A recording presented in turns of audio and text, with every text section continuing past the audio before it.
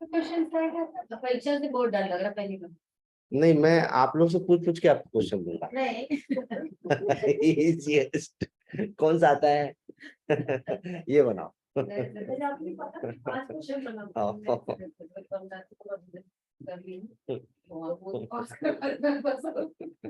Practical से बहुत फर्क पड़ा, उसमें को पूरा समझ में आया और फीलिंग भी बहुत आई, खुद भी दिमाग नहीं लगा इसमें। अब थ्योरी में गड़बड़ा ठीक, रटना नहीं कुछ हो ही नहीं रहा है। उसके लिए कुछ लाइन अप करिए कि कैसे पढ़ना। बताता हूँ मैं पढ़ना कैसे है, इसको बस समझाता हूँ। हाँ हाँ, यम नियम आसन प्राणायाम वही पूछेगा, उससे अलग अष्टांग। उसमें हमारा हठ योग का कोई पार्ट ही नहीं है। हम अष्टांग योग को ही एक बार विस्तृत में बता देते हैं। ये अष्टांग योग ही है जिसको हमको एक्सप्लेन करना है।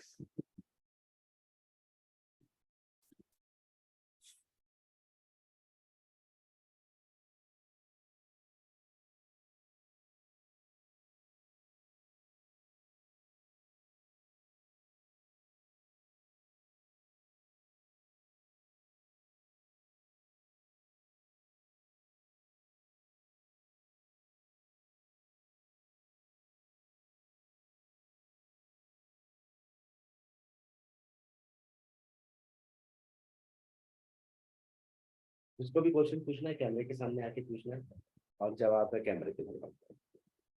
तो सबसे पहले किसका क्वेश्चन लेना चाहेंगे? Doubts question. हाँ, क्वेश्चन कुछ भी नहीं है, डाउट्स किसी का कुछ नहीं। ठीक, नहीं तो पता तो रहे कि किसने क्या क्वेश्चन पूछा है। राइट, आज के सेशन स्टार्ट करते हैं। सबसे पहले एक चीज समझते हैं कि हम नेचुरोपैथी को सिंप्लीफाई करना चाहते हैं, नेचुरोपैथी को कॉम्प्लेक्स नहीं करना चाहते। तो अपने दिमाग को एकदम सिंप्लीफाई करिए पहले तो। 3 चीजों को समझना है। ठीक, पहला पार्ट है प्रिवेंशन, बीमारी की रोकथाम। ठीक, दूसरा पार्ट है एक्यूट डिसीजेस का मैनेजमेंट।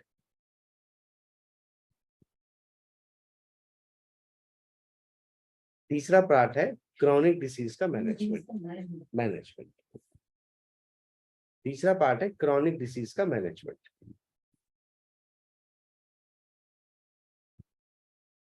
ठीक, तो पहला हिस्सा कह रहा है प्रिवेंशन ऑफ डिसीज मैनेजमेंट। पहला हिस्सा कह रहा है प्रिवेंशन ऑफ डिसीज, दूसरा हिस्सा कह रहा है मैनेजमेंट ऑफ एक्यूट डिसीजेस, तीसरा हिस्सा कह रहा है management of chronic diseases. Prevention में क्या क्या चीजें आएंगी? प्रिवेंशन में आएगा हमारी अच्छी लाइफस्टाइल, हमारी स्वस्थ भोजन शैली और नियमित योग का अभ्यास। ठीक है, एक्यूट डिसीज के मैनेजमेंट में नहीं, योग ही क्यों? योग ही इसलिए, एक्सरसाइज तो कोई भी किया जा सकता है, बट हम मनुष्यों की एक विशेषता ये है कि हम लोग इंटेलेक्चुअल प्राणी नहीं है, हम लोग इमोशनल प्राणी हैं। हम लोग इंटेलेक्चुअल प्राणी नहीं है, हम लोग इमोशनल प्राणी हैं। तो हमारा ज्ञान हमारी उपलब्धि नहीं, हमारा इमोशंस पर नियंत्रण ही हमारी उपलब्धि है। और इमोशंस पे नियंत्रण दुनिया का कोई शख्स नहीं कर सकता। उसे बहने होंगे तो बह जाएंगे, आंख से आंसू आने होंगे तो आ जाएंगे, गुस्सा आना होगा तो आ जाएंगे। प्रकट नहीं करोगे, व्यक्त नहीं करोगे और गुस्सा आएगा। मन में ईर्ष्या होगी तो होगी, मन में इरिटेशन होगी तो होगी, आप रोक नहीं सकते उसको। राइट, तो चूंकि हम लोग इमोशनल प्राणी हैं तो हमारे ज्ञान से हमारा दुनिया नहीं बदल सकती हमारी, क्योंकि ज्ञान की तो कमी इस भारतवर्ष में तो कभी रही ही नहीं। 5000 वर्ष से लेकर लोग जो ज्ञानी रहते हैं इमोशनली अगर ठीक नहीं है तो वो आगे लाइफ में आगे नहीं बढ़ेगा, क्योंकि इमोशनली वो डिस्टर्ब है। यस, अभी आजकल मेरे मन का एक विचार है कि मैं एक सेशन इमोशनल मैनेजमेंट पे जरूर। कि हम इमोशंस को कैसे मैनेज करेंगे। तो मैनेज होगा तो emotions। मैं इसलिए तो बोल रहा हूँ इमोशंस को कैसे मैनेज करेंगे। बहुत बड़ी चीज है वो, कंट्रोल हो गया तो बहुत सारी चीजें अपने आप ठीक हो मैनेज करने की बात कर रहा हूँ, कंट्रोल करने की बात नहीं कर हाँ। रहा हूँ। manage। मैंने कंट्रोल वर्ड का यूज नहीं किया है। सर मेल और फीमेल का इमोशंस भी थोड़ा अलग रहते हैं। यस, बहुत सेक्शंस में मेल का इमोशंस कुछ और तरीके से रहते हैं, फीमेल का कुछ और तरीके से रहता है, women's का। बेसिक इमोशन सब सेम है सबके। बेसिक इमोशन में कहीं वो नहीं है। प्रेम मेल भी करेगा, प्रेम फीमेल भी करेगी। गुस्सा मेल को भी आएगा, गुस्सा फीमेल को भी आएगा। सर एक्सप्रेस करने का तरीका अलग होता है। हाँ, अब आप आए असली पॉइंट पे। मात्राएं अलग अलग है, क्वांटिटी अलग अलग है, एक्सप्रेशन का तरीका अलग अलग है। कोई बोल के गुस्सा प्रकट करता है, कोई अपने भाव से करता है, कोई बिना बोले गुस्सा प्रकट करता है, बात करना बंद कर देगा आपसे। हाँ। हाँ सही। कैमरे में रिकॉर्ड हुआ है। राइट, तो योगा ही है जो आपको इमोशनल मैनेजमेंट सिखा सकता है। मुझे नहीं लगता कि और कोई भी टेक्निक है इमोशंस को मैनेज करने की। मुझे नहीं लगता कि किसी के पास कोई स्किल है।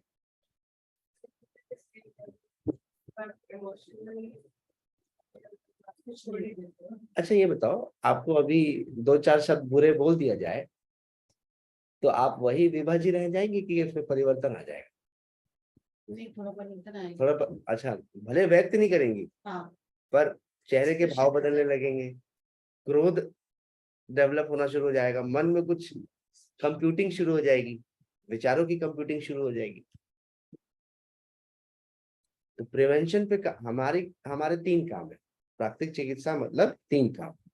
पहला, प्रिवेंशन ऑफ डिसीज, होने ही मत दो। होने मत दो, उसके लिए मैंने सब चीजें सिखा दी। पंचतंत्र बता दिया, भोजन बता दिया, ठीक, और योग बता दिया, 5 सिद्धांत बता दिए, उसमें सब आ गया।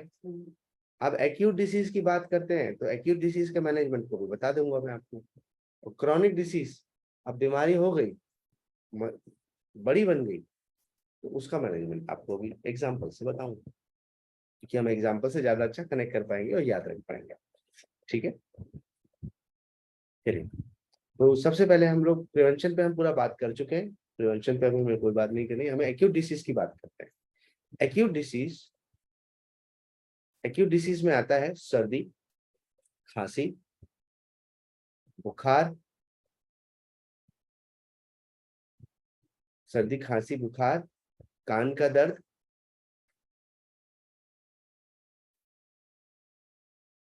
ठीक है, diarrhoea, dysentery, diarrhoea dysentery,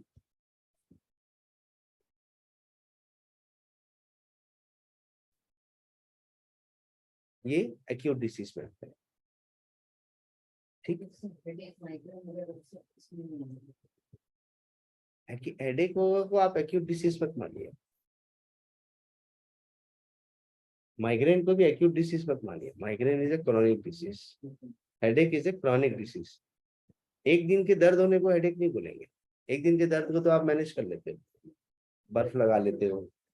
Mohammad ईरानी जो है, मुन्ना भाई एमबीबीएस में बेचारा बड़ा डॉक्टर होकर के भी नेचुरोपैथी करता था, देखा था आपने? हाँ, तो नेचुरोपैथी करता था ना, अपने दिमाग को ठंडा करने के लिए आइस बैग लगाता था। एलोपैथी डॉक्टर पर पूरा नेचुरोपैथी करते था, गुस्सा आने पर हंसता था। सही। तो था एलोपैथी डॉक्टर पर सारा नेचुरोपैथी करता था। तो headache is a chronic issue, not a acute issue. कभी अब हेडेक क्यों होगा आप किसी इंसान को? स्ट्रेस हो गया तो उसको बोलते हैं कंजेशन हेडेक। कंजेशन हेडेक का मतलब होता है जहां पर भर जाए, खून का बहाव, अशुद्ध रक्त भर जाए और भीड़ हो जाए। अभी इस कमरे में हम लोग 6 8 7 लोग हैं, अब इस कमरे में हम 50 लोगों को इकट्ठा कर लेते, और मैं आप लोगों से बात करूं 50 लोगों से, कैसा फील होगा? कंजेस्टेड लगेगा ना।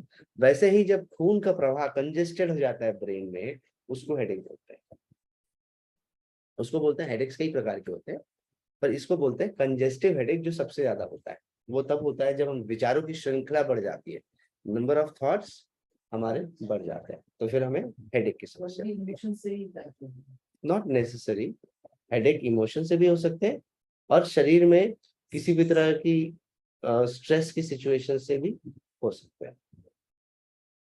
देखिए, आपको मैंने 1.5 घंटा धूप में खड़ा कर दिया, पनिशमेंट, या आपने मुझे खड़ा कर दिया, जाओ स्कूल में ठीक से पढ़ के नहीं आए थे, खड़े रहो 1.5 घंटा। 1.5 घंटा में धूप में रहा, मेरा पूरा पानी ड्रेन हो गया, गर्म हो गया, मेरा सर हैंग हो जाएगा। कंप्यूटर क्या करता है, हैंग हो जाता है ना।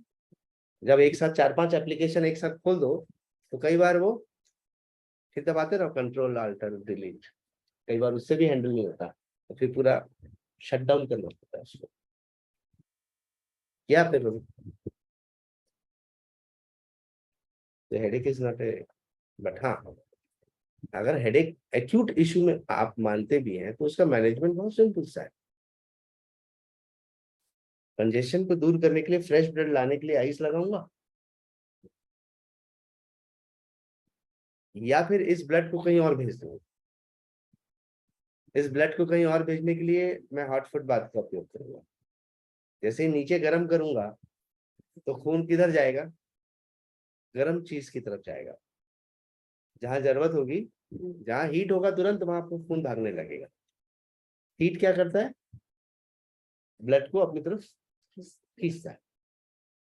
मतलब तो मेरे हेडेक में भी हॉट फुट बाथ अफेक्टिव है। नींद नहीं आने पर भी हॉट फुट बाथ अफेक्टिव है, राइट। तो सर्दी, खांसी, बुखार, एक्यूट डिसीजेस को हम लोग तो बीमारी मान ही नहीं रहे। मान लीजिए मैंने एकदम लिक्विड फास्टिंग कर ली, बहुत दिनों का साइकोलॉजिकल स्ट्रेस या किसी तरह की तनाव की प्रक्रिया से जूझ रहे हूँ, और खाने में चेंजेस आए हों, तो मेरा शरीर उसे निकालने की कोशिश करेगा, तो मुझे सर्दी हो जाएगी।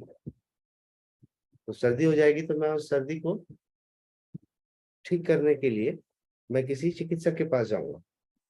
तो चिकित्सक के पास जाऊंगा, तो चिकित्सक जो इलाज करेगा वो दवाई दे करके करेगा। तो सर्दी तो बिना दवाई के भी ठीक होती है, और दवाई से सिर्फ सर्दी के सिम्टम्स कुछ समय के लिए दब जाते हैं, बट प्रॉब्लम का सॉल्यूशन नहीं हो पाता। प्लस मैंने आप लोगों को समझाया था कि दवाई खा लेने के बाद जो बीमारी 7 दिन में ठीक हो जानी थी, वो प्रोडक्टिविटी 14 दिन की खराब करेगी, ये भी समझाया था। बट कई समय ऐसी सिचुएशन होती है कि हमें कहीं बाहर ट्रैवल करना है, कुछ करना है, और ऐसे में हम वेट नहीं कर सकते, तो फिर उस केस में हम लोग मेडिसिन का उपयोग करते हैं। मैं कहता हूँ मेडिकेशन पे डिपेंडेंसी नहीं चाहिए, only on an emergency, not on dependency but only on emergency. If it is required, if it is too much headache and you have to go and present your program, for timing you have to manage it, right? तो आपके पास उतना समय नहीं है, तो you take shortcuts, because वो आपकी life में कब क्या सिचुएशन आएगी we don't know. तो सर्दी खांसी हुई, बुखार हुई, तुरंत अपने भोजन में परिवर्तन लाओ, क्लीनिंग डाइट शुरू कर दो। क्लीनिंग डाइट क्या कहती है? एकदम सुपाच्य चीजें खाना शुरू कर दो। अब कोई भी व्यक्ति ये तो मुझसे नहीं कह सकता ना कि वो हमेशा सुपाच्य वस्तु ही खाता है। कभी तो हफ्ते में कुछ ऐसा मन हो जाता है कि हम कुछ ऐसा खा लेते हैं। नहीं होगा, नहीं होगा, बता दो।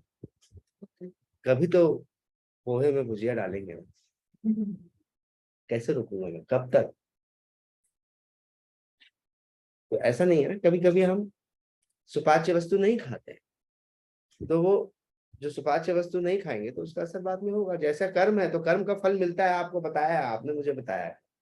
तो ये कर्म जो अंदर गया है, ये भी तो अपना पूरा प्रकार पूरा करेगा, एक्शन पूरा करेगा, उसका एक्शन प्लान कंप्लीट करना पड़ेगा। अभी आप मिर्ची खाओगे तो अंदर में जाकर के कुछ घंटों बाद क्या फील होगा?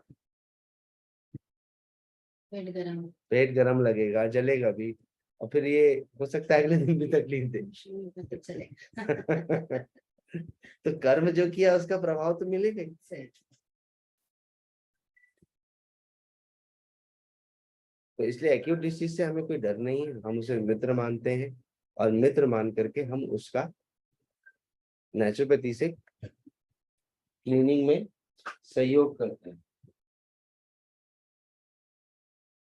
ठीक है, तो कैसे क्लीनिंग होगी बॉडी की मुझे बताइए। अगर मुझे सर्दी खांसी हो गया, बुखार हो गया, तो मुझे क्या करना चाहिए आपके हिसाब से? सर्दी खांसी भी है, बुखार भी है। हाँ, सर्दी खांसी में ले सकते हैं। मेथी वगैरह करेंगे। तो सबसे पहला प्रोसेस मेरा ये रहेगा कि मैं मेट्रीपट्टी एनिमा ले सकता हूँ। बहुत एक्यूट है तो मैं छाती लपेट लूंगा या पेट की लपेट लूंगा, मिट्टी पट्टी यूज नहीं करूँ। पर मुझे मिट्टी पट्टी यूज करने में कोई प्रॉब्लम नहीं होनी चाहिए, इतना गर्म हो रहा है। गरम नहीं है, पेट का लपेट जैसे कफ है, हाँ, उसमें hot नहीं है। गर्म ले सकते हैं, और अगर गर्मी का मौसम है तो नॉर्मल वाटर ले सकते हैं।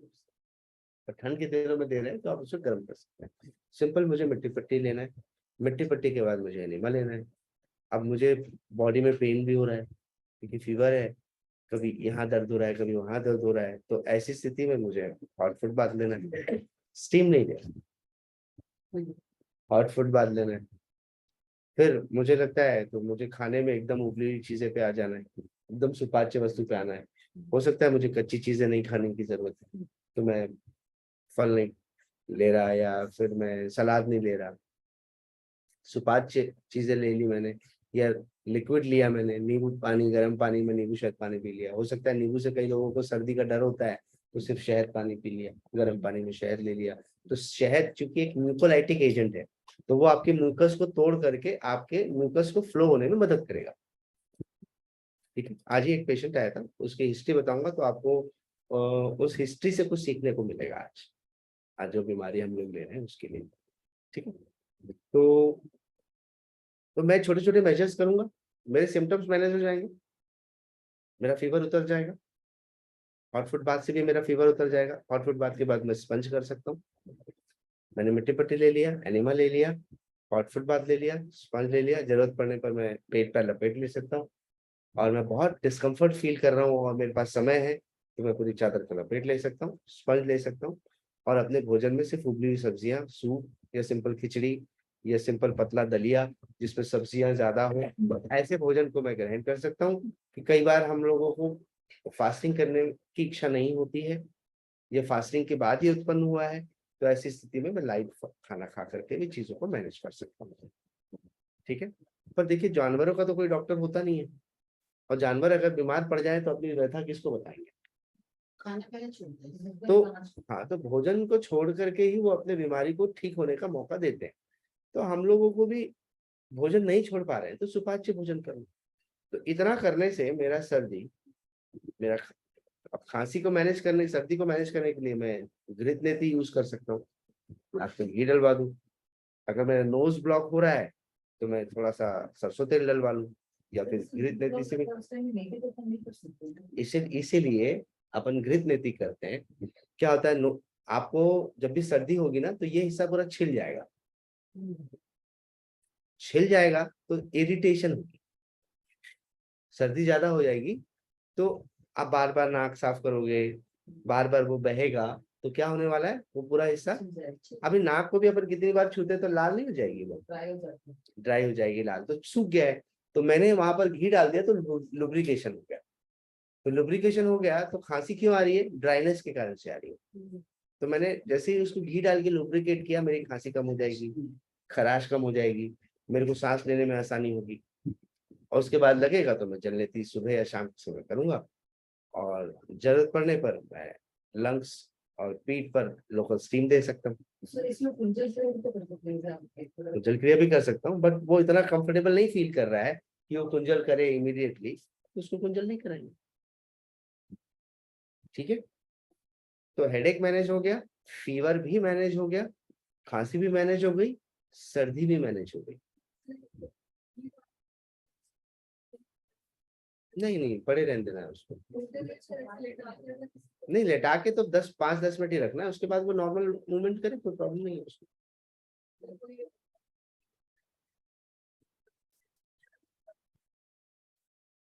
पता नहीं चलता वो। नहीं, घी से तो प्रॉब्लम कंफर्ट बल्कि बढ़ जाता है। क्लीन कैसे करोगे? क्लीन रोज बना लेंगे। हाँ, वो तो जल नेती से क्लीन करने की बात।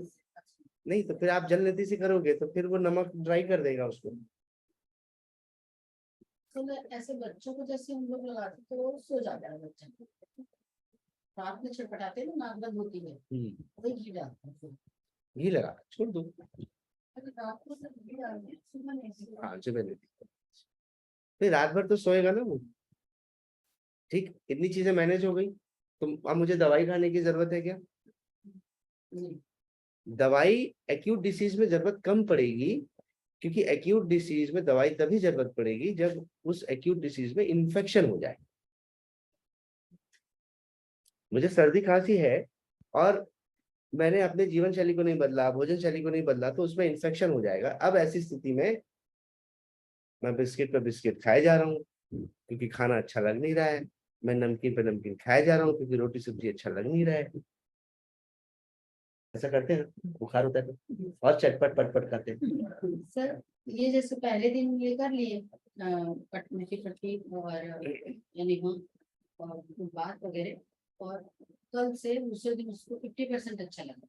हाँ, तो ये जो फ्रिक्वेंसी हम ट्रीटमेंट की जो देंगे उसको फिर थोड़ा कम करेंगे। नहीं 2-3 दिन देते ना, कोई दिक्कत नहीं है। इतनी फ्रिक्वेंसी 7 दिन बॉडी को क्लीन करने में हम मदद करते हैं ना, 3-4-5 दिन दे दिए तो क्या दिक्कत है?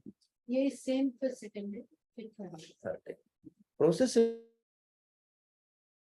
जमा हुआ है तो रीड स्नान दे देंगे गर्म पानी में। पीछे से गर्म देने से पीठ के हिस्से से गर्म जाएगा तो कफ जो है गाढ़ा हो जाता है, तो कोई भी चीज गाढ़ी हो जाएगी तो फ्लो नहीं हो पाएगी। राइट या रॉन्ग? फ्लो कब होगी? जब वो लिक्विडिफाई हो जाएगी। तो जो भी, हाँ, तो जो भी डॉक्टर्स जब वो सुनते हैं कि यहाँ बहुत कफ जम गया है तो फिर वो म्यूकोलाइटिक कफ सिरप देते हैं। तो म्यूकोलाइटिक कफ सिरप क्या होता है? वो कफ को तोड़ता है और खांसने के समय वो फिर पूरा बलगम जैसा आपको निकलता रहता है। दिन में कई बार खसका आया, कुछ आया, खांसी आई तो एकदम साथ में बलगम आता है, फिर वो आप देखते हो तो यार एकदम खट्टा सा बाहर निकलता है। हुआ होगा कभी ना कभी, तो सबने एक्सपीरियंस किया होगा। तो ये तोड़ने की कोशिश करते हैं, कफ सिरप उसको तोड़ने का कोशिश करता है। तो उसकी जरूरत तभी है जब बहुत ज्यादा कफ जमा हुआ है। बहुत ज्यादा कफ क्यों जम रहा है? क्योंकि आप कफ वाली चीजें खा रहे हो, कफ बनाने वाली चीजें। आप बोले मैं पराठा खाना पसंद नहीं आ रहा है तो मैं बिस्किट और ब्रेड और चाय ले रहा हूँ, तो कफ तो बनेगा ही, तो कफ और बनेगा, तो कफ बनता जाएगा। तो आप कफ को तोड़ते जाओगे, उधर दूसरी तरफ आप बनाते जाओगे, तोड़ते जाओगे, बनाते जाओगे, तो सिलसिला कभी एंड ही नहीं हो सकता। तो इन्फेक्शन होने वाला है, तभी आपको एंटीबायोटिक की जरूरत पड़ेगी। बट आप जाके किसी भी चिकित्सक से पूछना, जा करके कभी भी किसी भी एलोपैथी चिकित्सक से जाके पूछना, किसी भी चिकित्सक से पूछना, एक छोटी सी चीज पूछना, इस सर्दी की दवाई क्यों नहीं बन पाई आज तक? क्योंकि बहुत छोटी सी बीमारी है। तो आज तक सर्दी की कोई दवाई क्यों नहीं बन पाई? सिर्फ सर्दी को दबाने की दवाई बन पाई, सर्दी की दवाई नहीं बन पाई। सर्दी के सिम्टम्स को हैंडल करने की दवाई बन पाई, सर्दी की कोई दवाई नहीं बन पाई। तो इजीली डॉक्टर से बोलते हैं स्टीम नहीं लेना, डॉक्टर तो स्टीम लेने के लिए बोलते हैं। हम बोलते हैं ना, जब आपको कब बोलेगा? जब आपने बहुत ज्यादा कफ जमा कर लिया है तो स्टीम से कुछ देर के लिए गर्म हवा अंदर जाएगी और उस ब्रोंकियोल्स को डायलेट करेगी और उसको मदद करेगी। क्योंकि उनकी भाषा में स्टीम खोलने का मतलब वो अलग है, हमारी भाषा में स्टीम बात मना किया है, स्टीम ने मना नहीं किया। स्टीम बात नहीं लेना है फीवर में और इसमें, पर स्टीम बात पूरे शरीर को देते हैं। लोकल स्टीम हम चेहरे को देंगे या पीठ को देंगे। लोकल स्टीम के बारे में बात नहीं करें, कोई भी तरह का स्टीम की बात नहीं कर रहा हूँ। लोकल स्टीम जरूरत पड़ने पे तो हम चेहरे पे देते ही है ना, सर्दी खांसी में, नहीं आपने दिया ही होगा, दिया है ना, तो लोकल स्टीम से प्रॉब्लम नहीं है, फुल बॉडी स्टीम नहीं दे सकते, राइट। ये टाइफाइड है तो एक्यूट डिसीज, बट ये होता जो है इन्फेक्शियस डिसीज के अंदर आता है, और टाइफाइड ऐसे ही नहीं हो जाता। टाइफाइड लंबे समय से हमारी जीवन शैली जब खराब रहती है तो हमारे स्मॉल इंटेस्टाइन में छोटे छोटे अल्सर्स हो जाते हैं, उसको बोलते हैं टाइफाइड। तो वहां पर इन्फेक्शन हो जाता है, उन अल्सर्स में इन्फेक्शन हो जाता है। तो टाइफाइड का दूसरा नाम है, मेडिकल नाम है गैस्ट्रोएंटराइटिस। गैस्ट्रोएंटराइटिस, एंटराइटिस में आइटिस का मतलब बताया था ना, आइटिस जहां भी लोग जुड़ा इन्फ्लेमेशन, याद है ना। तो गैस्ट्रोएंटराइटिस, तो साल्मोनेला टाइफी नाम का बैक्टीरिया होता है, साल्मोनेला टाइफी नाम का बैक्टीरिया होता है। वो वहां पर जहाँ छाले हो गए हैं वहां पर वो इकट्ठा हो जाता है, और उससे वो इरिटेट करता है उस जगह पे, और उसके रहने से इन्फेक्शन जब होता है तो आपके शरीर में कोई भी इन्फेक्शन इन्फ्लेमेशन होगा तो बॉडी उसको फाइट करेगा तो उसमें हीट बनेगी, तो फीवर आएगा, लो ग्रेड फीवर है, हाई ग्रेड फीवर नहीं आएगा। उसी टाइम पे और फिर वाइरल टेस्ट किया जाता है। वाइरल टेस्ट में ये पता किया जाता है कि उन बैक्टीरिया की कॉलोनी कितनी है, टाइटर निकाला जाता है, 1/40 का रेशियो है, 1/80 का रेशियो है, अग्लूटिनेशन रेशियो चेक किया जाता है कि उनकी कॉलोनी कितनी बड़ी है, कितना बड़ा बैक्टीरिया का झुंड है। 1:40 की टाइटर में अगर बहुत कम आ रहा है तो ऐसा कोई प्रॉब्लम नहीं है, कॉलोनी छोटी है तो नष्ट हो जाती है। सर एलोपैथी वाले अक्सर वायरल मलेरिया और इसमें कंफ्यूज रहते हैं टाइफाइड में, एंटीबायोटिक तो ब्लड टेस्ट देखिए, जब भी बुखार होगा ना आपको, सर्दी खांसी बुखार होगा, या सिर्फ बुखार होगा, सर्दी खांसी नहीं है सपोज, तो सिर्फ सर्दी खांसी नहीं है और सिर्फ बुखार हो रहा है, तो चांसेस है कि आपको बैक्टीरियल इन्फेक्शन। वायरल इन्फेक्शन 7 दिनों में ठीक हो ही जाता है, और वायरल इन्फेक्शन की कोई दवाई नहीं है, ना बन सकती है। उसके पीछे कारण है कि सर्दी का जो वायरस है, इन्फ्लुएंजा वायरस, आपने इन्फ्लुएंजा बीमारी सुनी हो, तो सर्दी के जो वायरस है वो अपना भेष बदल बदल के आता है, उसका उसका प्रकार चेंज होता रहता है। आज ए बन के आया, कल बी बन के आया, कल सी बन के आया, परसों डी बन के आया, तो डॉक्टर ये असेस कर ही नहीं सकता कि ए आया है कि बी आया है कि सी आया है, तो दवाई किस तरह पे देगा। तो इसलिए एंटीबायोटिक्स में एक वर्ड यूज होता है, wide spectrum antibiotic. Wide spectrum antibiotic का मतलब होता है जो बहुत सारे बैक्टीरिया पर असर कर सकता है। अब कौन सा आया हमको पता है नहीं, तो हमने एक वाइड स्पेक्ट्रम एंटीबायोटिक दे दी, जो भी होगा बनेगा। ये करते हैं सर, मतलब कई बार लंबा पेशेंट खींच लेते हैं और डॉक्टर ये कंफर्म नहीं कर पाता है पेशेंट को ये क्या है, बार-बार पॉसिबल ही नहीं है ना, वायरल टेस्ट, वायरस तो पकड़ में आ ही नहीं सकता, क्योंकि वायरस पकड़ में नहीं आ सकता उसकी दवाई नहीं बन सकती। अगर दवाई बननी होती तो HIV की क्यों नहीं बन पाई, हेपेटाइटिस बी की क्यों नहीं बन पाई। तो जितनी वायरल इन्फेक्शंस होते हैं इनकी मेडिसिन नहीं बन सकती। तो सर्दी किस चीज से होती है, वायरस से होती है, राइनो वायरस।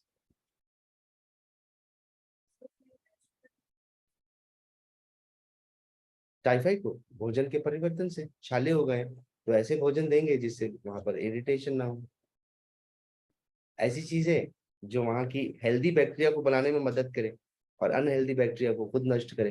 हेल्दी बैक्टीरिया ज्यादा रहेगा, आपकी सैनिक ज्यादा रहेगी, और सामने वाले की सैनिक कम रहेगी, तो कौन जीतेगा। और अभी सामने वाले की अपोनेंट की सैनिक ज्यादा है और आपकी सैलरी कम है तो कौन जीतेगा?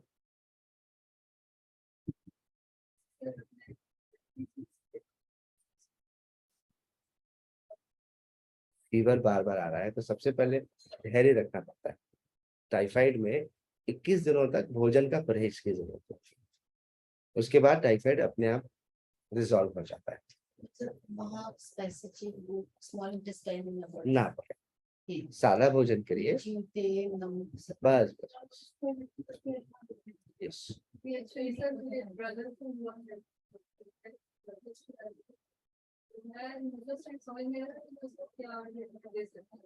यही नेचुरोपैथी एनिमा बुखार के हिसाब से जो ट्रीटमेंट है वो सब आपके हमारा रेंज ऑफ बुखार का ट्रीटमेंट वही रहने वाला है। सिर्फ ठंडी लग के बुखार आ रहा है तो हम मिट्टी पट्टी नहीं देते। इंटरनल जो जो भी अपना स्मॉल इंटेस्टाइन में हुआ तो वो हमारे एक्सटर्नल भाव के हीलिंग का तरीका इंटरनल का भी सेम है, जैसे नहीं। ऐसी चीजें बंद कर देंगे टाइफाइड वाले को नहीं देंगे। हाँ, तो नमक मिर्ची भोजन में परहेज तो कोई किसी भी इन्फेक्शन को ठीक करने के लिए वही रहने वाला है।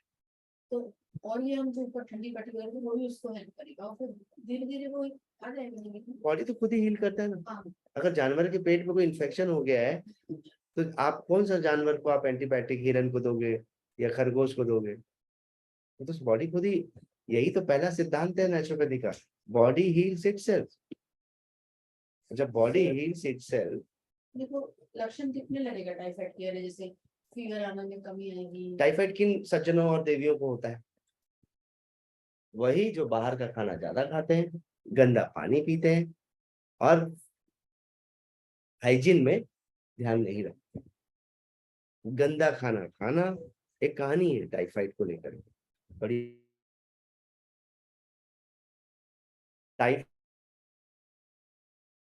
मैरी MARY, ठीक है, तो वो एक होटल या रेस्टोरेंट में काम करती थी।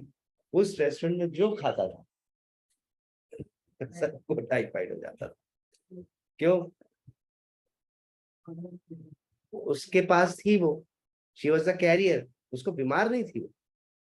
बीमारी भी दो तरह की होती है, एक होती है कैरियर स्टेज की, आप कैरी कर रहे हो बीमारी पर आपको बीमारी के सिम्टम्स नहीं है, और एक आपको बीमारी के सारे सिम्टम्स पैदा हो चुके हैं, तो कैरियर स्टेज में थी। कभी हुआ होगा, ठीक हो गई होगी, पर कीटाणु नहीं हुए क्योंकि वो हाइजीन का ध्यान नहीं रखती थी। तो जो भी उस होटल का खाना खाता तो वहां वो मान लीजिए सर्व कर रही है, खिला रही है, रोटी उठा के दे रही है। चम्मच उम्मच का ट्रेंड तो इसलिए आया ना, सोफिस्टिकेशन का ट्रेंड क्यों आया? बस बट नेचुरल हो सकता है, वो हाइजीन नहीं रखेगा तो वो जिन जिन चीजों को छू आपके खाने को छुएगा तो आपको भी हो जाएगा। सारी जो बीमारियां हैं, कॉलेरा, टाइफाइड, इनको इन्फेक्शियस डिसीज बोला जाता है। ये आपको होगी तो किसी और को भी हो सकती है। टाइफाइड गर्मी में ज्यादा सब लोग नॉट नेसेसरी। टाइफाइड और ऐसी इन्फेक्शियस डिसीज बरसात में ज्यादा होती है। बरसात में इन्फेक्शियस डिसीज ज्यादा होती है पानी के दूषित होने के कारण से। और जो गंदा खाना खा रहा है उसको कभी भी हो सकती है। अब मान लीजिए गुपचुप खिलाने वाले को टाइफाइड है तो उसका पानी बिस्लरी वाटर का है और उसको टाइफाइड है, काम खत्म। Game over.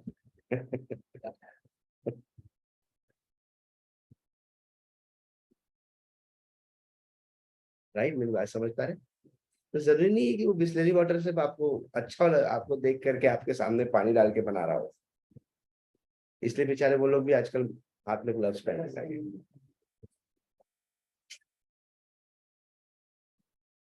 ठीक, पर अगर हम भोजन में परहेज करके इन इन्फेक्शियस डिसीज को ओवरकम कर सकते, बहुत ही रेयर कंडीशंस में, बहुत ही रेयर कंडीशंस में हमें मेडिसिन डिपेंडेंसी की जरूरत पड़ती है।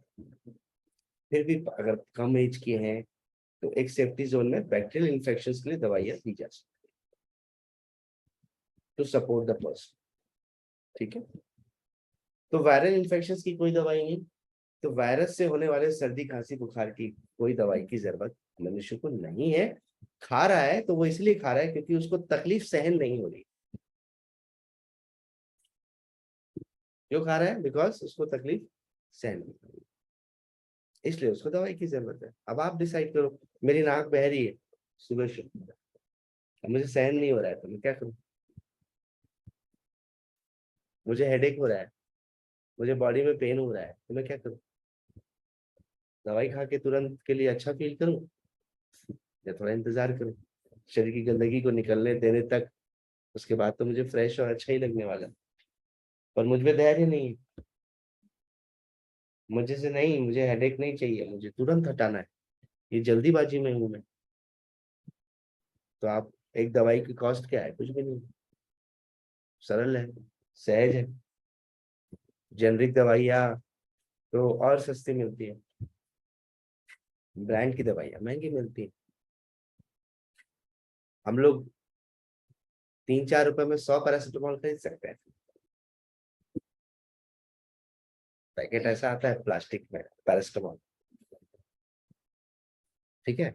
आप वो याद करो, वो 5 रुपए में डिस्पेंसरी चलाने वाले डॉक्टर्स, 5 रुपए 10 रुपए वाले, जो दवाई भी देते थे 5 रुपए में, कंसल्टेशन भी करते थे और दवाई भी देते थे। और फिर कुछ दवाइयाँ वो लिख भी देते थे जो बाहर से लेनी होती थी। 25 रुपए वाला कंसल्टेशन वाला डॉक्टर, बोले अच्छा डॉक्टर 25 रुपए लेता है और दवाई भी देता है, दवाई भी नहीं खरीदनी मेरे को। तो फिर बट नेचुरल है हमारा, तो वो जेनरिक दवाई है उसका। मुझे पैरासिटामोल चाहिए, मैं 2-3-5 रुपए में 100 ले आऊँ, अभी की बात नहीं कर रहा हूँ, में भी चेंजेस, बट पहले हमें कौन सी दवाई चाहिए, कितनी दवाई चाहिए?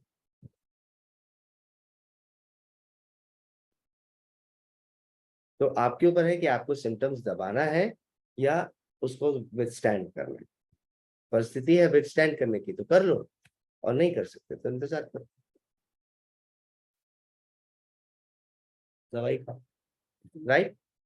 तो सर्दी खांसी बुखार, अब बात करते हैं, किसी को अगर लूज मोशन होता है,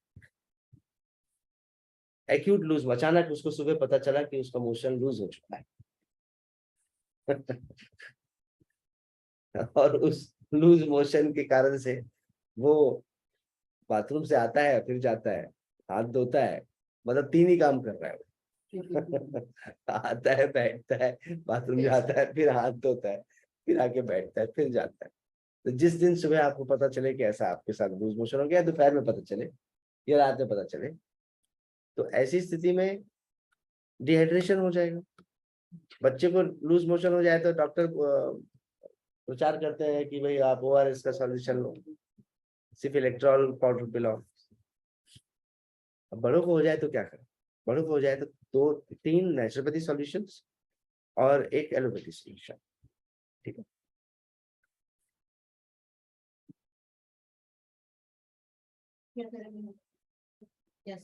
ice cold apple juice, ice cold apple juice,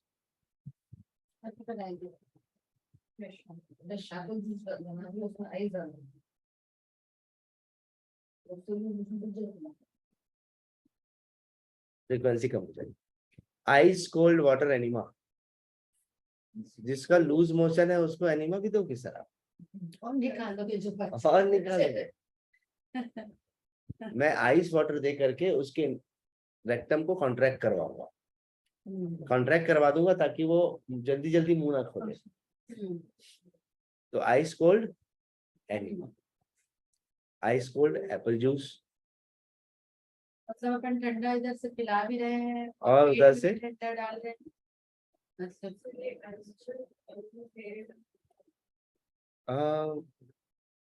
आप टेम्परेचर को रेगुलेट करना जितना वो सहन कर पाए। पानी का कोल्ड टेम्परेचर भी आप मेंटेन कर सकते हो।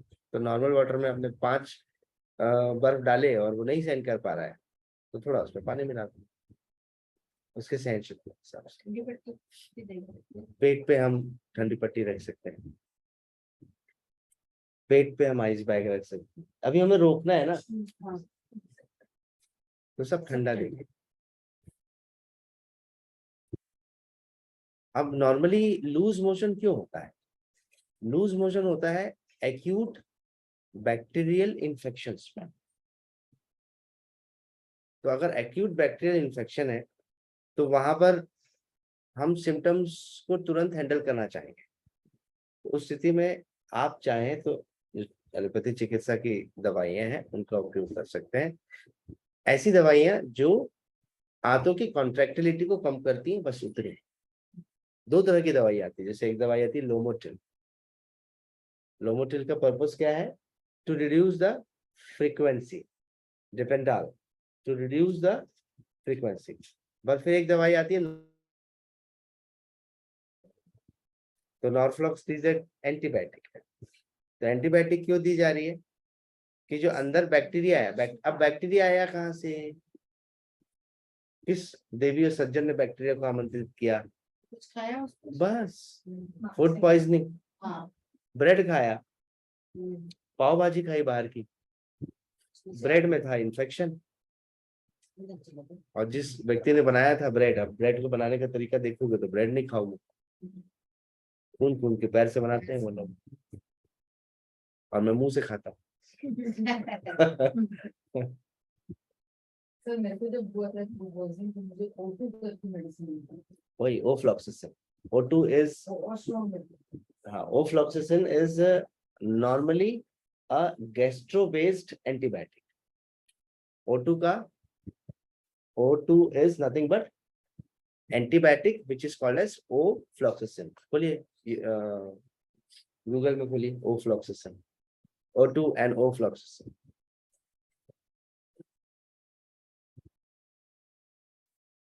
O2 is equal to ofloxacin. Sir O2 means oxygen होता है सर, आप गलत बता रहे हो। O2 tablet ofloxacin. हाँ, The use of O2 Oh. ofloxacin. O2 tablet is a combination medicine that consists of ofloxacin and ornidazole. It is a prescription medicine used to treat diarrhea caused by bacteria and parasites in adults. ठीक है। फिर वो तो ornidazole भी एक तरह का उसमें एंटीबायोटिक है और मेजर कंटेंट उसका है ओफ्लॉक्सिसिन। तो वैसे ही अब आप नॉर्फ्लॉक्स टीजेड का कंपोजिशन बताइए। उसमें भी मेट्रोनिडाजोल मिलेगा आपको। Norflox TZ. Norflox TZ tablet is a combination medicine used to treat diarrhea and dysentery due to bacteria, amoeba, or mixed organisms. It contains norfloxacin, and tinidazole, and lactic acid bacillus. This medicine kills bacteria and protozoa responsible for diarrhea and maintains the healthy bacteria in the intestine. वो protozoa, amoeba protozoa. हाँ, amoeba जिसके liver में आ जाए ना भैया, तो 6-8 महीने साथ नहीं छोड़ता। हाँ, मैं बता दूंगा अमीबियासिस क्या होता है। वो 6 महीना साथ नहीं छोड़ता। अमीबा भैया आ गए तो निश्चिंत हो जाओ, अब वो आपके पास रहने वाला है। ठीक। तो नॉर्फ्लॉक्स टीजर में उन्होंने एक चीज और बताई थी, lactic acid bacillus. Lactic acid bacillus क्या होता है? बच्चों को हम देते हैं दही भाई, दही, दही छाछ, मठा। हाँ, इसलिए अपन को लेना है। हाँ, इसलिए लूज मोशन में हम लोग दही चावल खाने बोलते हैं, राइट अराउंड, ठंडा ठंडा, कूल कूल। ठीक। और अगर मुझे दही चावल भी खाने की स्थिति नहीं है तो मैं एक और दवाई बता दे रहा हूँ, उसका नाम है स्पोरोलेक पाउडर, स्पोरलेक। ये भी दे दिए थे आपको, बताइए, आपको सब दिए हुए। SPORLAC,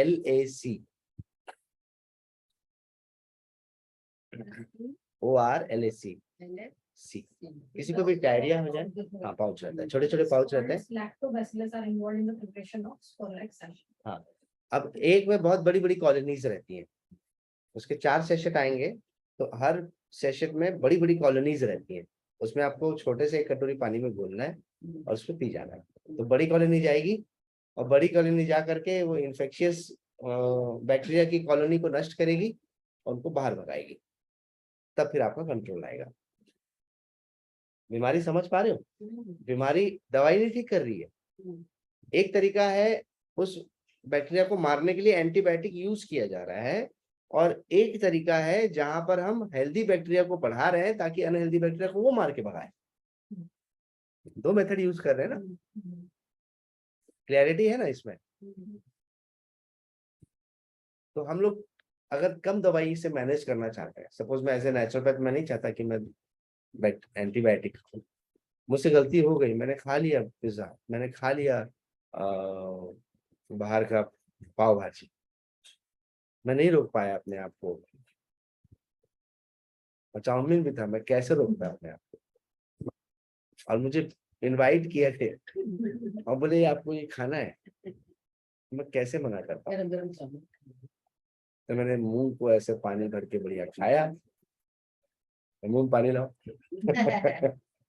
सर और खाने के बाद एंटीबायोटिक को ये लोग जो 3 दिन 5 दिन 7 दिन बिल्कुल लेना, मतलब उसका पूरा खत्म होते तक सेफ्टी जोन के लिए 3 मेथड लिए गए हैं, 3, 5 एंड 7। मतलब इससे ज्यादा में कोई भी बैक्टीरिया रह नहीं पाएगा। तो 3, 5, 7 का पैरामीटर दिया है। 7 days। एक्यूट इन्फेक्शन है तो 3 दिन में निपट जाएगा वो बैक्टीरिया। आप वही वही चीज दोबारा खा रहे हो, सपोज वो दूध में इन्फेक्शन है मान लो, और आप रोज उसी दूध को पी रहे हो, तो वो एंटीबायोटिक का आपका डोसेज 5 दिन का 7 दिन भी चल सकता है, जरूरत पड़े तो उससे भी ज्यादा चल सकता है। फिर वो 3 दिन की ड्यूरेशन में बढ़ाएंगे। 7 के बाद अगला ड्यूरेशन 3 है, 10 दिन तक तो जा सकता है।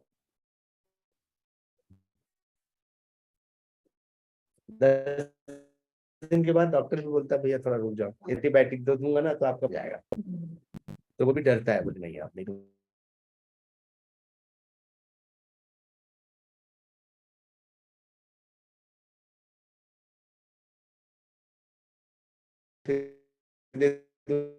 ठीक नहीं होगा।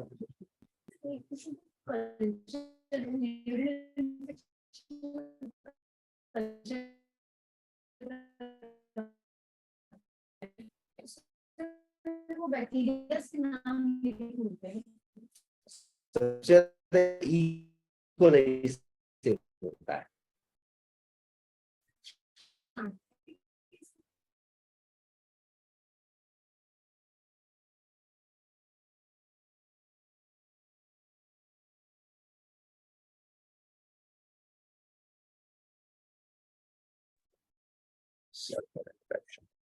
तो सबसे ज्यादा यूरिन इन्फेक्शन होता है ई कोलाई नाम के बैक्टीरिया से। तो नॉर्मली जो दवाई यूज होती है वो ई कोलाई के लिए ही होती है, पर वाइड एक टेस्ट होता है उसमें सेंसिटिविटी टेस्ट बोलता है उससे। यूरिन कल्चर में हम लोग ये चेक करते हैं कि जो कौन कौन से बैक्टीरिया हैं और वो कौन कौन सी दवाइयों से रेजिस्टेंट है, ये भी पता चल जाता है। मेडिकल साइंस ने जो प्रगति की है वो यही सब तो ढूंढने में निकालने में प्रगति की है ना। तो कल्चर देख के डॉक्टर फिर वही देता है। हाँ, कल्चर में देखता है कि कौन सा रेजिस्टेंट है, फिर वो दवाई का भी चेक करता है कि कई लोग पेनिसिलिन से रेजिस्टेंट हो गए।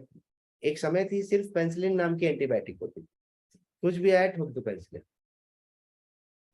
आज से ऑलमोस्ट 25-30 साल पहले जब पेनिसिलिन का आविष्कार हुआ तो उन्होंने तो बहुत बड़ा आविष्कार कर लिया, कोई बीमारी हो ठोक दो पेनिसिलिन लगाते हैं।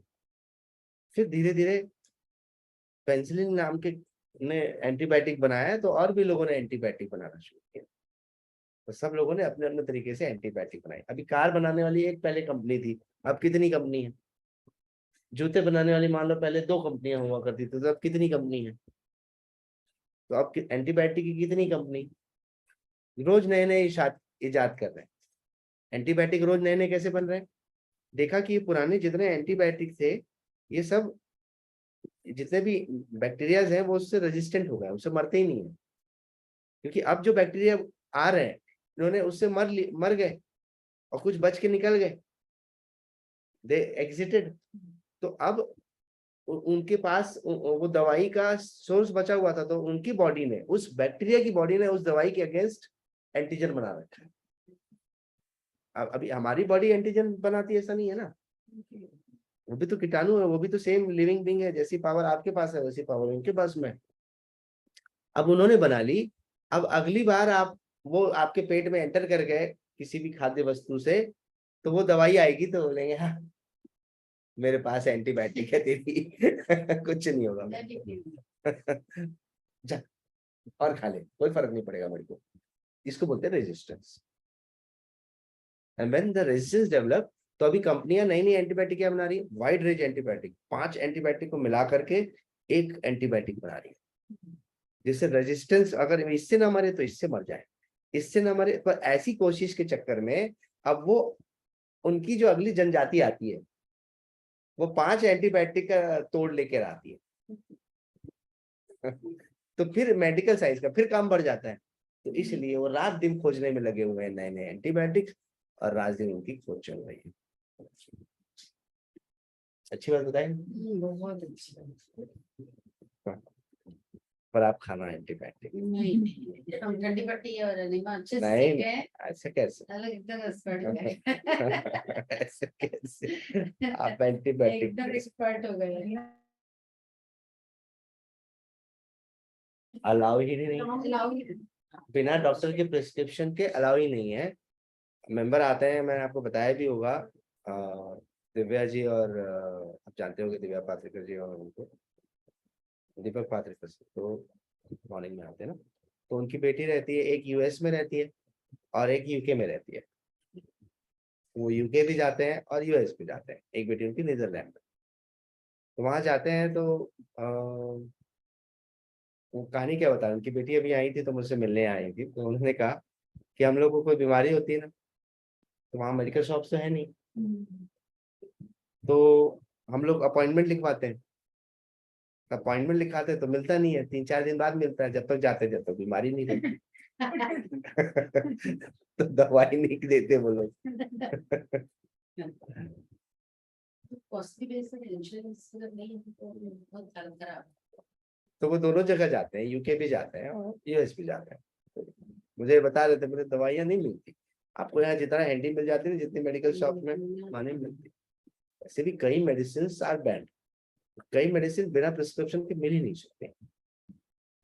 पर हमारे यहाँ कौन सी मेडिकेशन बिना प्रिस्क्रिप्शन के नहीं मिल सकती, सारी दिमाग वाली नहीं, नींद वाली तो पहले नहीं देते थे। वो तो आप ऐसे भैया दे देना थोड़ा सा हाँ जो भी भैया पहले नींद- सर वो भी नहीं देते, भैया 3 दिन से सोई नहीं नींद होते, वाली नहीं देते। प्लीज दे दो ना, एक लिब्रेक्स दे दो, एक डायज़ापाम दे दो ना भैया प्लीज भैया। आप 10 रुपए ले लो मुझसे, 5 रुपए की दवाई कोई बात नहीं, आप 10 रुपए दे दो ना भैया। प्रॉफिट किसको नहीं अच्छा लगता है, एक ही दूंगा, ज्यादा खाली तो मेरी प्रॉब्लम हो जाएगी, एक ही दूंगा। हमें परिचित है, मेरा दोस्त मान लीजिए उसका मेडिकल शॉप है, मैं बोलूंगा निकाल के रख 20 में आ रहा हूँ लेने के लिए, तो उसको देना पड़ेगा मेरे को। अब मेरे 2 क्लासमेट्स हैं, उनकी मेडिकल शॉप सामने, तो मुझे अगर दवाई, तो वो मेरे से प्रिस्क्रिप्शन थोड़ी मांगेगा, गले पे हाथ रख के बोलूंगा तो मेरे से प्रिस्क्रिप्शन मैं अपनी बात नहीं कर रहा हूँ, जनरल बोल रहा हूँ। दोस्ती भी तो काम आती है, दोस्ती भी तो होती है जहां से दवाई मिलती है, राइट। तो मेडिसिन में लूपहोल्स हैं, उसको छोड़ दीजिए, let's not go into it, understand कि how required it is and how much I should put into my body. If it is very necessary, yes I will, because मुझे पैथी में किसी पैथी से कोई प्रॉब्लम नहीं है, ना मुझे होम्योपैथी से प्रॉब्लम है, ना मुझे एलोपैथी से प्रॉब्लम है, ना मुझे आयुर्वेद से प्रॉब्लम है। मेरे लिए सभी पैथी अच्छी है, बिकॉज सारी पैथी मनुष्य को स्वस्थ करने का काम कर रही है। They have a one common goal कि भाई वो भी तो वही चाह रहा है ना, तरीका अलग है। तो हर चीज जब जहां मेरी लिमिटेशन है मैं उसका सहयोग लूं। जो काम मैं नहीं कर सकता, मान लीजिए मैं इंस्टीट्यूट चलाता हूँ जहाँ पर फिटनेस की सारी एक्टिविटीज होती हैं, वहाँ जिम भी है, योगा भी होता है। अब मैं हर चीज खुद कर लूँ तो मैं जो जिम संभालता है वो जिम वाले को हायर कर लूंगा, जो योगा करता है तो उसको योगा वाले को हायर कर लूंगा, जो जुम्बा करता है तो जुम्बा वाले को हायर कर लूंगा। तो जहां जिसकी जरूरत है मुझे उसका सहयोग लेना चाहिए, राइट। तो मैं आशा करता हूँ कि एक्यूट डिसीज को आप लोगों ने समझा है, और एक्यूट डिसीज का मैनेजमेंट हम सिंपल तरीके से कितना कर सकते हैं, but don't be rigid person कि नहीं मैं तो दवाई नहीं खाऊंगा। If it is emergency, I don't think it's an harm doing that. मेरे फादर इस चीज को एक्सेप्ट नहीं करेंगे, बीइंग ए ट्रेडिशनल नेचुरोपैथ, ना वो खाते ना खाने देंगे। आपके गले से निकलवा लेंगे, आप पेट से निकलवा लेंगे, दबा दबा के निकलवा देंगे, मतलब निकाल गुंजन कराओ इनको पहले तो।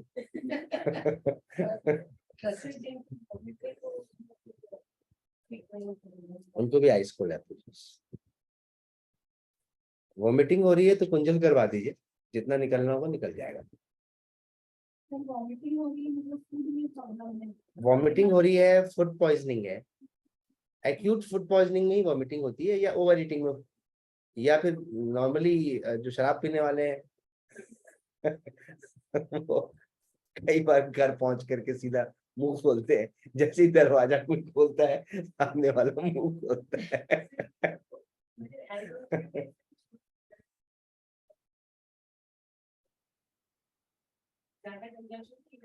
हाँ, ओवर कंजप्शन से नीचे जगह नहीं है ना, तो वो किधर फेंकेगा उल्टा। भाई अपनी एक पेरिस्टालसिस वेव चल रही है, उसका काम है सब चीजों को नीचे ले जाना।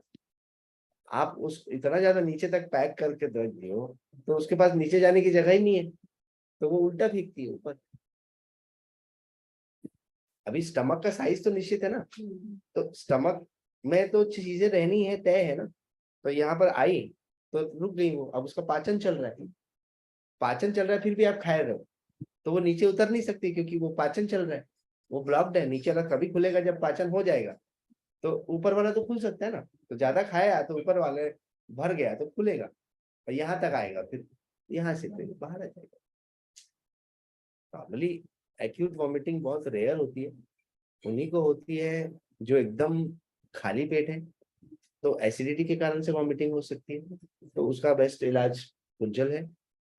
या फिर आपने फूड इन्फेक्शन हुआ है तो आपको, मतलब एसिड वॉमिटिंग क्यों होगी, फूड इन्फेक्शन के कारण से हो सकती है।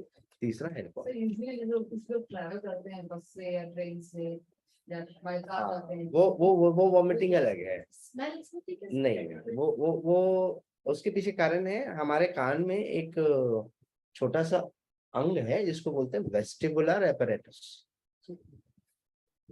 ठीक है, वेस्टिबुलर एपरेटस एक छोटा सा अंग है जो हमारे मोशन को, मतलब मोशन जो भी सेंसर के रूप में काम करता है। तो जब ओवर मोशन होता है ना, तो वो रोटेट होने लगता है, तो वो रोटेट होने लगता है तो हमें चक्कर आने लगता है, तो चक्कर आने लगता है तो बॉडी का जो वेव है वो ऊपर की तरफ फेंकने लगता है, तो फिर वोमिटिंग होती है, इसलिए उसको बोलते हैं मोशन सिकनेस। हाँ, मोशन सिकनेस, बिकॉज उसमें प्रॉब्लम पेट में नहीं है, उसमें प्रॉब्लम कान कान का डिस्टर्बेंस हो जाना।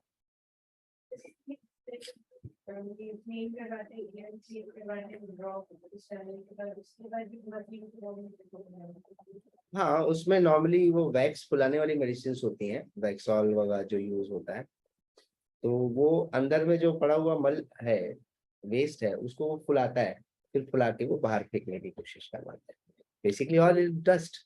डस्ट कहाँ से आया? आपने पकड़ पकड़ के भरा।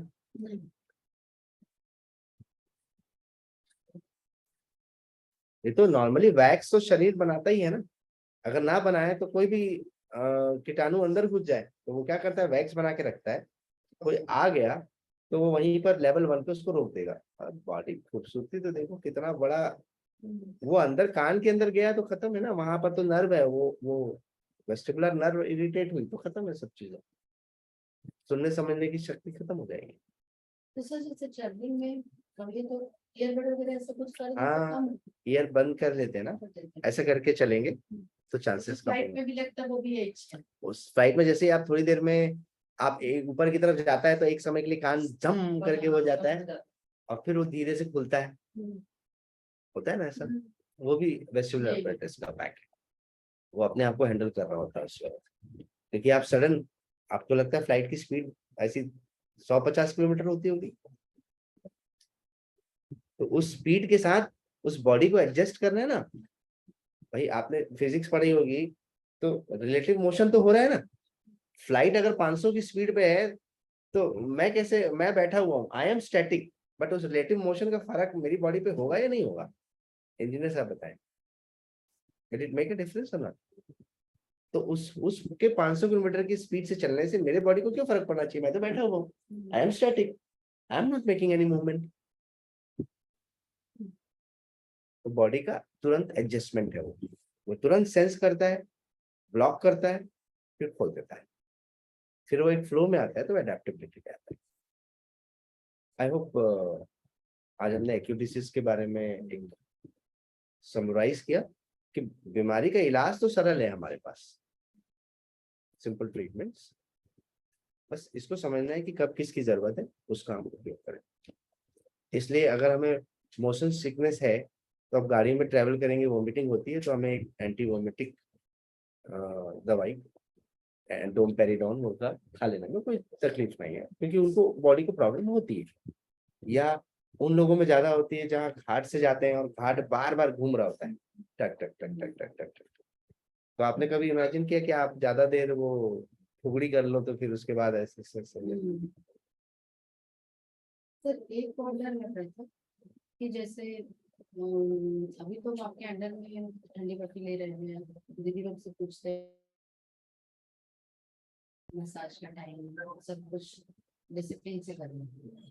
और इसमें अगर थोड़ा बहुत कम ज्यादा करेंगे तो कुछ खास शायद उसमें फर्क तो सिद्धांतों का पालन जितना बेस्ट हो सकता है best करें, तो करेंगे। बस। तो फिर क्या दिक्कत? हाँ, मतलब इसका मैं 30 मिनट दे दी ठंडी पट्टी, एनिमा में जितना वो ले सकते 1200 की बजाय हमने 2000 का दे दिया। नहीं, इतना नहीं।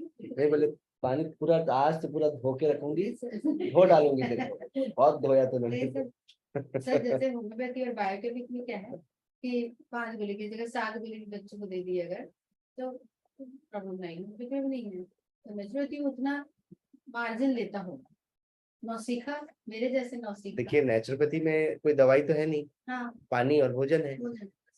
पानी और भोजन ज्यादा कैसे करेंगे? थोड़ा बहुत एडजस्टमेंट बॉडी करके रखता ही है, पानी के लिए भी कर लेगा और खाने के लिए भी कर लेगा। जैसे स्टीम भी है, आपने जो बोला था प्रैक्टिकल को लगा भी जब ऑयली बॉडी पे स्टीम दिए तो हम ज्यादा टाइम बैठे स्टीम में। और जिस बताया दिन- था तो मैंने आपको। हाँ, आप बताए तो वो हमको प्रैक्टिकली होना देखा, और चटाने लगा बॉडी। हाँ, तो वो थ्योरी प्रैक्टिकल में वही तो दिख रहा था पूरा सब चीज। और अभी ऐसे होगा तो भी ऐसे कुछ डर नहीं। Right? So we'll end up the session here. See you tomorrow. If you have any questions, please write down and we can discuss on it. chronic disease.